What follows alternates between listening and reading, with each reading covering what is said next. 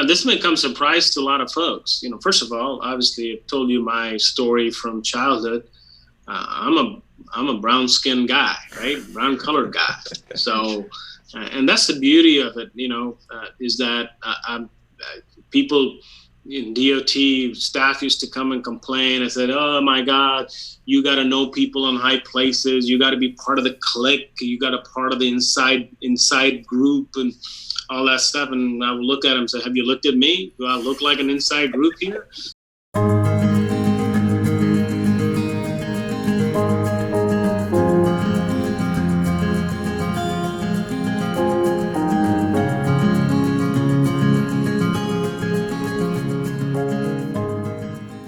How's it going, everyone? Hello. Thank you for joining us today. This is our second ASE Brown Bike Luncheon series, in which we explore some of the exciting journey of successful directors, CEO, in this case, elected officials on their exciting journey. I'm your host today, William Suhaili, and joining me today is Mr. Ananth Prasad. He is the current president for the Florida Transportation Builders Association. He's also a former Florida Department of Transportation Secretary, and also a senior vice president of HNTB. And if I want to name it, he have many other positions and all the other stuff. But, with that said, I would like to welcome our speaker for today. Welcome, Ananth. How is he going for you today? Good to be here with you, and looking forward to it. Hope everybody's safe and healthy and doing their part in this crazy times we live in. So, yeah, thanks for having me. That's amazing. Thank you. So maybe, a little bit about yourself, Ananth. You mind sharing us a little bit about, maybe your past, how were you before, and, maybe what's your dream, or where did you go to college before? You could tell we're an immigrant. I used to tell when I worked for Governor Scott that I used to tell him that I'm a good American dream story, right? So my dad, we immigrated to this country in 1988. My mom was she was the last of her siblings to immigrate. Originally from India, my dad was a civil engineer, so it didn't take too much to figure that out. I've watched him. He was in construction, so I watched over my childhood days, watched many bridges being built over the years. So when it was time to decide to go to college, didn't fall too far from the tree. Went become a civil engineer. I did my undergrad in India, and then came to grad school. Did at UF, and then I joined DOT. So that's sort of how it all began. So that's amazing. Wow. So you kind of did that American dream, that kind of thing, right? I mean, your parents an engineer, and then you left your own country, and then you came to the U.S. That's amazing, and you become who you are today. So maybe moving on a little bit. So you say you started in FDOT, right? How did it go for you? Do you think, this is probably one of the most, frequently asked questions by our listeners. Is it worth it going to work in the public sector? Is it worth sort of the, I guess the people say it, the paycheck cut, or the really high salary you get in the consultant? So what do you think? What do you think in your first job you got in FDOT? Yeah, well, so when I graduated, it was December of '90, and as you can tell, there was an election, and then the government, and then and U.S. was going into the first Iraq War, right, in '91 or late '90, and the economy was sort of hovering. I did the regular recruiting, resume drops and all that good stuff, and got interviews with a lot of private sector companies like Kellogg Construction out of Houston, International Paper, a bunch of other smaller firms, and all of them were like, "Hey, we're definitely interested in you, but we need to make sure we're waiting on a contract to come, and as soon as we have it, we'll hire you." And meanwhile, I interviewed with DOT. I was, obviously at Gainesville, and my first job was in Lake City, which is just north of Gainesville, district headquarters there, and I had an opportunity to interview, and they offered me the job. So, at that time, I remember my advisor at UF, Dr. Ellis, making the point that, hey, if a company needs a contract for them to hire you, what happens if the contract finishes, right? Versus here's DOT, you can go work for them, kind of learn, and then kind of go from there. So in retrospect, probably one of the best decisions I've made. I told a lot of folks, this is 1991 February, and started with a starting salary of $23,400, right? Wow. So when you're leaving college and getting your first job, you're not too worried about what your paycheck is. As long as the paycheck is good, right? So Yep. Anything counts. But I tell folks that I think that was, if you're in transportation space and roads and bridges and horizontal transportation, I think DOT offers probably the best stepping stone for any young graduate. I think you get exposed to a lot of things and how things work from a client standpoint. There's not pressures of billable time, right? Like in consultants. Yep. And so, and I tell folks that I think early on in your career, working for a client that affords you those broad perspectives and broad opportunities is good, because I as a DOT in future years, as in different leadership roles, we used to talk to the PE trainees, and I used to tell PE trainees all the time the same thing: is it's not a 100-meter race, right? A career. You're going to be working for 40, 50 years, right? I'm still got another, 15, 16 years to go, right? So it's a long process. So I think what DOT or working for any client, public sector client, does is it helps you understand what the client's looking for, which most consultants, that's precious. You're not bound by a lot of the metrics in the sense that, you got to win jobs, you got to chase jobs, and billable overtime and all that good stuff. And I'm not saying that state employees don't work hard. They work hard, but you don't have those sort of financial pressures, so to speak. And you build relationships at the end of the day. So I used to tell PE trainees all the time is that it's not, at the end of the day, you will end up in private sector. So it's not if, it's when. So you got to think about when is the right opportunity to make the jump to private sector, so that you can leverage your years of experience for the client, and then hopefully you're at a position where you're more of a managerial / leadership position rather than just entry level engineer kind of thing. So. Okay. All right. So I really like that. I mean, I guess just to recap, you said life is a marathon, right? I mean, if you see everything sort of in the long term, you're not really focused on, what's tomorrow, what's my paycheck, maybe next year, am I going to get raised? Maybe next year, am I going to be a manager next year or something like that? I really like that mindset. So then, I guess still going back to your FDOT journey, how many of years of experience do you have, I guess, before excelling from engineer to actually, project manager to actually a manager? Like I said, I started in February '91, entry-level engineer. Back I had the EIT and didn't have my PE at the time. Obviously, you need years of experience. DOT has a PE training program. Most people, a very good program. I highly recommend for people who are graduating out of college.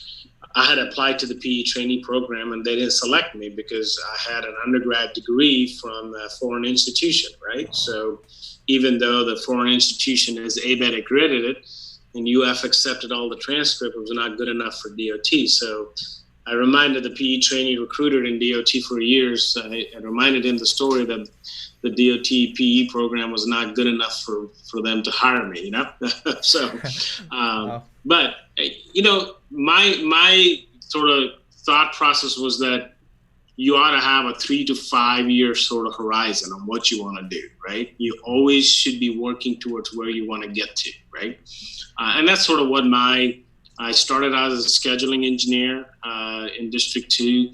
And if I chart my career, maybe initially it may have been a little longer, but as I got into the stride, so to speak, and on the organization, every 3 years to sort of try to move up, right?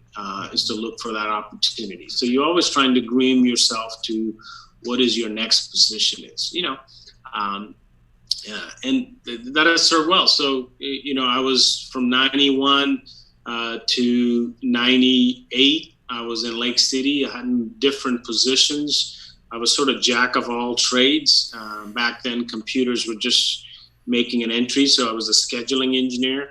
But then I managed the District 2. If you go to the District 2 office in Lake City, that building was built in early 90s, and I managed that building project. Then we implemented computers across the district, PCs, automation. And then, I talked to my boss about, hey, I need to go get field experience. So I was a project manager on I-10 resurfacing projects in Lake City, Columbia County, and Live Oak. Back then, I-75 was being widened from 4 lanes to 6 lanes. So I was involved with all the projects from Alachua, Gainesville, north, all the way to Georgia line. So, I wanted to go out and run a project. So my boss said, okay, let you go manage these projects. And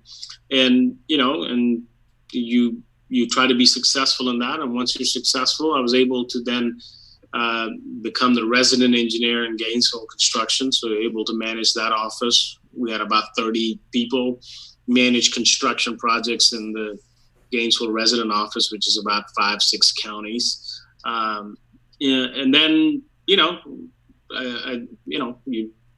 exhibit the kind of, what you want to get known. And there was an opportunity in central office that opened up. Initially was not very excited about trying to move from Gainesville to Tallahassee, tough for a Gator to come to Seminole country, right? But it was an opportunity that, was kind of intrigued. It was the next step. In Gainesville, I was a resident engineer, and I think, regardless whether you believe or not believe, it was kind of maybe seen as the future kind of upcomer. But there were people ahead of me that, I had a boss who still had another 5 years to retirement.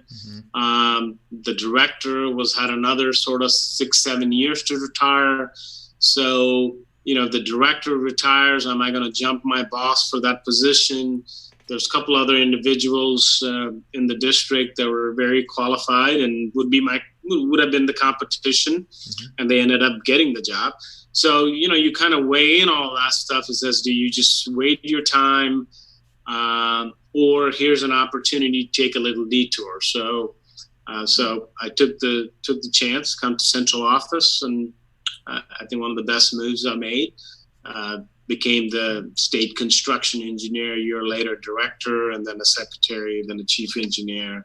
And so I think part of this is you gotta be willing to move, right? I think a lot of people get frustrated in their position, and mobility is because they're comfortable, right? Engineers generally are not, they're risk averse. There's a reason why we put factor of safeties and everything, right? So it's just, I think at opportune time, you got to move.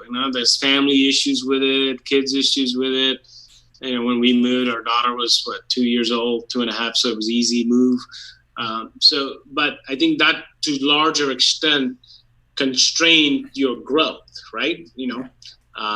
So I think I advise people, young folks who are looking to ascend the ladder of their career is, don't be afraid to make some strategic. You don't have to move to Maine or Chicago. You could be in Florida and make some strategic moves. So,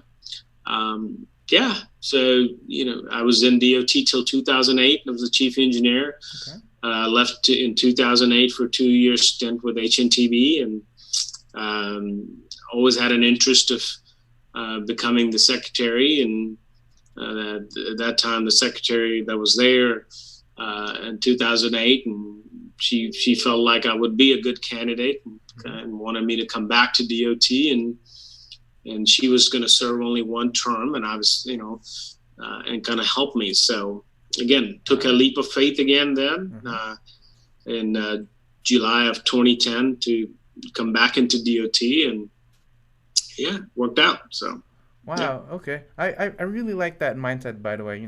Just us engineers being really risk averse, right? I mean, we're sometimes we're really scared of doing something new. So before we go into your kind of secretary role kind of thing, which we're going to go in depth afterwards, um, what's kind of your, I guess, biggest jump, right? I mean, every single one of us work 60, 70 hours trying to live off every day. But then yet it seems like in our boss's mind or a manager's mind, we're not there yet. We're still on the engineer level. We're not good enough, I guess, to become a manager.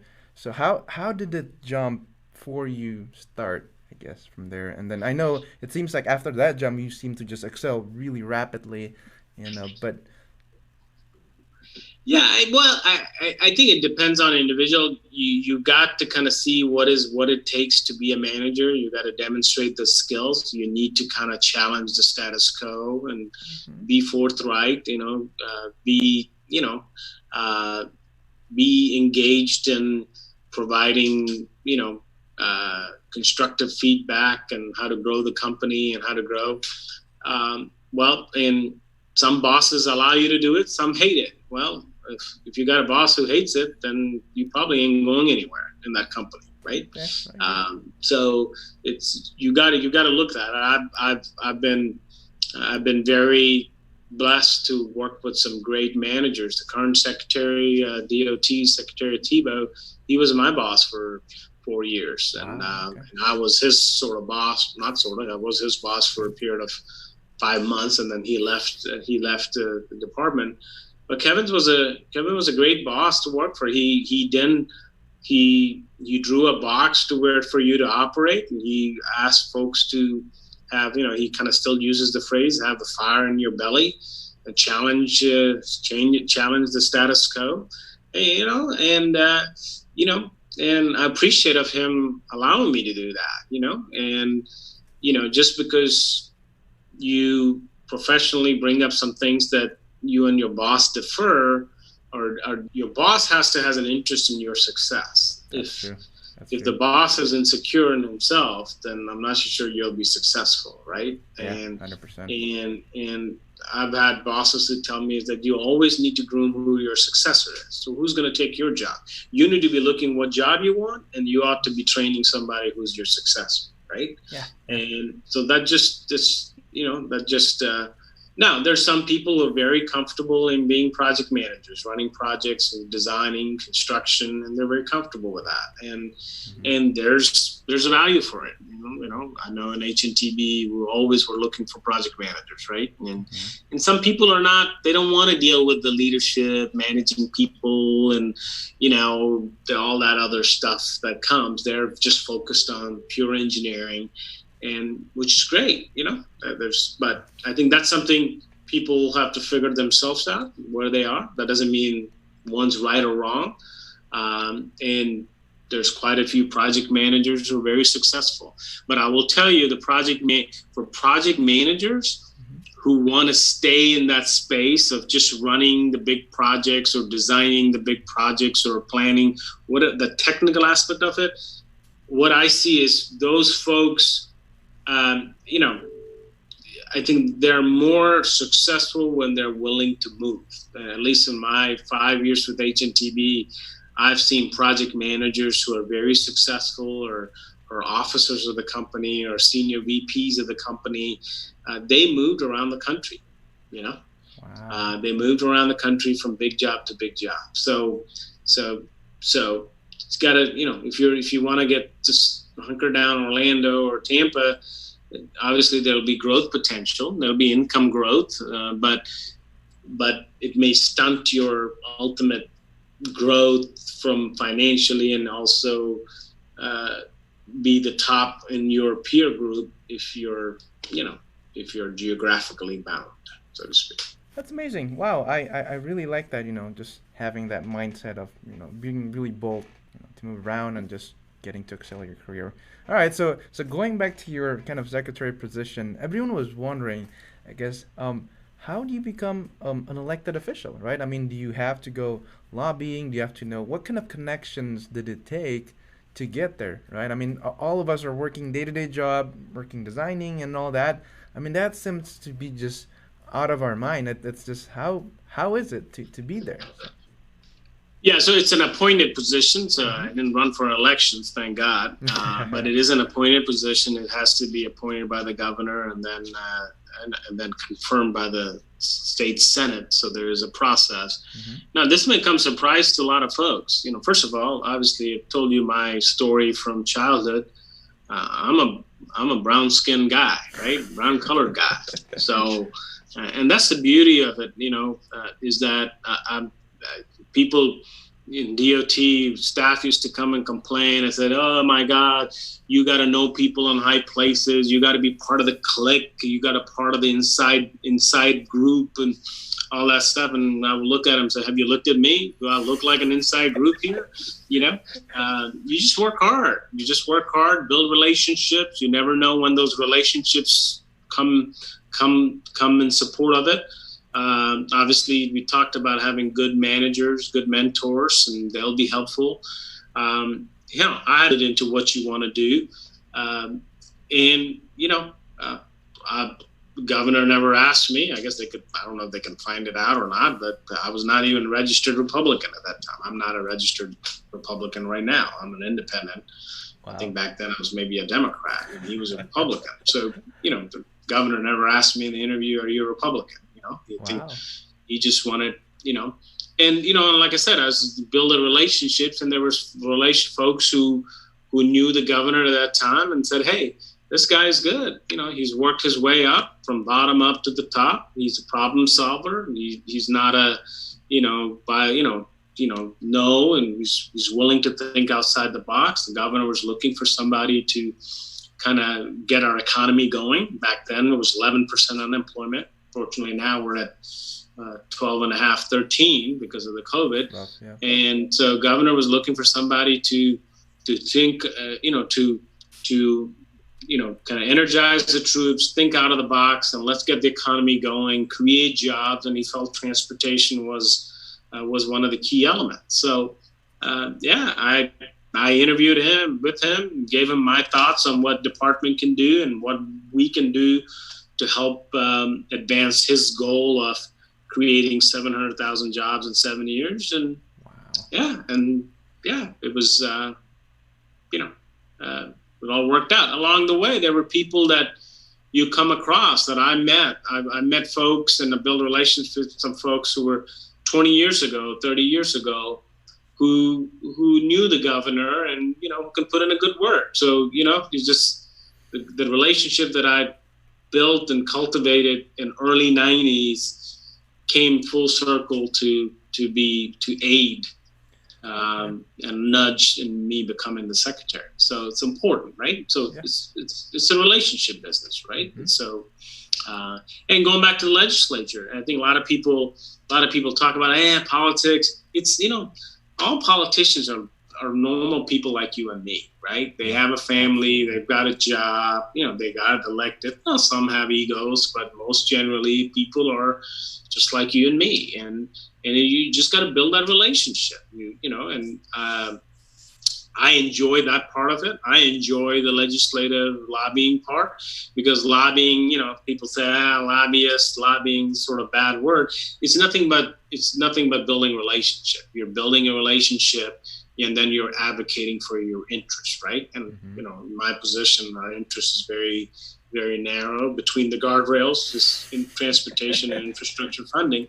So it's just trying to be there, building relationship, wish them on their birthdays, when they leave office, stay in touch with them because, sometimes they come back or they move on to different things. So it's just that it's not a statics or dynamics or thermodynamics book. It just comes back to building relationship, maintaining it, cultivating it, regardless of where they are. And I remember Bob Burleson, who was the FTBA president before me, great individual, well-respected, love Bob. And, he made the comment when I was leaving the DOT the first time, he said that you'll quickly find out who your true friends are and who your positional friends are. right? I like that. I Positional like friends that. are, they're friends because of the position you hold. True friends are, it doesn't matter who you are. And you quickly find that out, right? There were a few surprises who I thought were true friends, but were more positional. But then you keep that true friend that can cultivate that. So, so yeah, I think that's the key. Build a relationship, cultivate that relationship. You'll never know when they'll come in handy for you. Yeah. I really, really like that. So relationship, relationship, and relationship. That's Right. Yeah. literally. It seems like, the really high point that you should do even early on in your career because you never know. You never know those people that could help you along the way. And in terms of world of marketing, those people could promote you even better than like your resumes and all the things that you've done. And so, Right. before we kind of wrap this up a little bit, I was just gonna ask this question that some people are asking. So it seems like you work a lot in different industries, right? You work in construction, you work in design, you work in public, you work in private.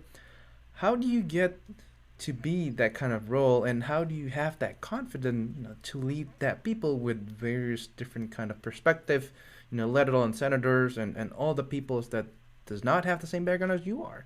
And mind sharing us a little bit on that?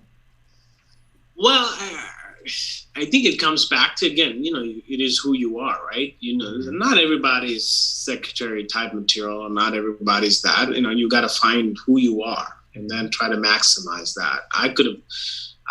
When I started in DOT in the early years, if you had told me I would be the secretary, I would have laughed at you. I was like, no way, I will never. It's a political job. You gotta know very well connected people. Mm-hmm. That ain't true. That's Um, Current secretary, he knew some people, but he's not politically connected. He got there because, again, some old relationships again came in handy, and plus he was there in the department before for 7 years as a assistant secretary, so he's been there. So there's an element of what you're getting into. So no, I think you just gotta keep working hard, trying to know where you want to get to, understand what your limitations are, uh, and build relationship. I'm a big relationship person. You gotta keep up with them, and I still text former speakers and senate presidents and former governors who I have a relationship with, and wish them on their birthday. They do, just do those little things, and they're very appreciative of it, right? mm-hmm. Because you never know when that person becomes a CEO of a company or, some other position, right? So it's just a matter of trying to make sure, every step of the way, try to build relationships. Awesome. I really like that. Seeing you as such a humble person, despite all the positions you have, seems to go a really good way along the way. And the way you treat people, the way you just see people, no matter what kind of condition or kind of position they're in. And I really like that. And I think that's such a great example for all of us young engineers out there trying to get there, right? I mean, it's really important in life to success, but relationships are really important for the others. So, Yeah. you talk about 3 to 5 year kind of streamlining in the future. So what's next for you now? Do you have any dreams that you're trying to pursue? It seems like you've done almost everything engineers could checklist. It's Yeah, and I've said that, and people have asked me about that question. It's like, hey, you always had a 3 to 5 year plan. So what is your 3 to 5 year plan? And like I told you, the first time in my career, I'm not sure, right? Sometimes, you ascend to a level a little too soon, right? You never can time it, right? The stock market or anything. Mm-hmm. Typically, in the old, 20, 30 years ago, people ascend to the secretary when they're in their mid 50s to late 50s and early 60s. And then you kind of, if you do the math, if you start out of college at age 25 and you work 35 years for the state, then you're 60, Yeah. And then you leave, you're hopefully leaving at a very high level, work for a consultant another, 7, 8, 10 years, and you retire, right? Mm-hmm. Well, and then as as things have happened, secretaries have been becoming younger and younger, which is great, great prospects for all young engineers out there. And, I was one of the youngest secretary. Two secretaries before me were younger than me. So, but then the flip side is that what happens is you may peak early, right? So you get to a point where now, what's the next step, right? I don't know. I've got a great job. The reason I took FTBA was it kind of helps me back to the roots of construction on the technical aspect, but also allows me to do what I enjoy, which is relationship, legislative, politics part of it. So it's sort of blend of, all the things that you want to do minus having to manage a ton of people, right? We've got a staff of 3 here. So I went from managing staff of 6,500 to 200 to 3, right? That's a good position to be in, right? So, I don't know, you never know what's up around the corner, if next president calls you or his staff calls you and say, I want you to be the Secretary of Transportation, I'm, maybe interested in it. But again, that's where I come back to, that'll mean a big change, right? That means going to DC. Yep. Totally that means be a significant financial equation there. Yep. Not sure, right? So, at this point, and then so what you got to think is, okay, if you do that, what's on the other side of it? And what's on the other side any better or significantly better than what you have today? And I'm not sure that is the case. So, but hey, who knows? 3 years from now, these guys may tell me to go find another job, right? So, you can never say never, but but you also want the job to be motivating you all the time, right? Keep you energized. If you become stale, then you become stale. I really like that, and then that's a really important aspect of any kind of job, right? I think that motivates you every day and sort of just improves you in the future. And I really like that. So, for everyone who's listening, I just make sure you have that 3 to 5 year horizon mindset, right? I mean, just keeping it short and make sure that you have some goal you want to reach in life, and eventually you'll get there. You just have to have that, memorized, written down, keep in your brain, right? You are what you expect in your mind every day. And so, lastly, probably, I really like to ask this question to all the people I ask. So what really wakes you up every morning? Like what inspires you truly to do what you're doing today? Well, I think what wakes me up every morning is, try to do my part in making our state a better place, right? That's ultimately, in my spirit. You wake up every morning saying, hey, how can we do things differently for Floridians, right? We're all, like I said, I've been in this state now since '88, so 32 years. So hope to stay here and retire here and eventually check out from here. But so what wakes me up every morning is work hard. Try to do things that make your family proud and try to make a difference in what you're trying to do. So that's sort of what makes me up every morning. So I really like that. Thank you, Ananth. That's such a good closure of what we have among the speakers today. Essentially, right? I mean, just making a difference. Shortly, maybe 1% at a time, or just with the hard work that you do every day. So thank you, Ananth. I really enjoy speaking with you today. I used to tell the folks, my leadership team at the time, is that when you're riding the bus, right, you're the bus driver, and you got to keep your eyes in the front. And so if first of all, you got to determine you got the right people on the bus, right? And if you don't have right people on the bus, you need to drop them off at the next bus stop. And secondly, if you got the right people on the bus, are they on the right seat of the bus? So, because what you don't want to do is keep looking back because there's some noise in the back.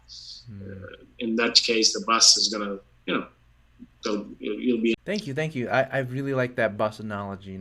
It's You don't have the right person, throw him back in the ditch, because otherwise you'll go to ditch with them together. Yeah, Yeah, and really, it's you're such a big symbol in our industry, and I really appreciate having you, in the stream and just having people watching us live. same here. And believe in what you do. Be confident, and don't worry about others. Work hard, build a relationship, stay out of trouble.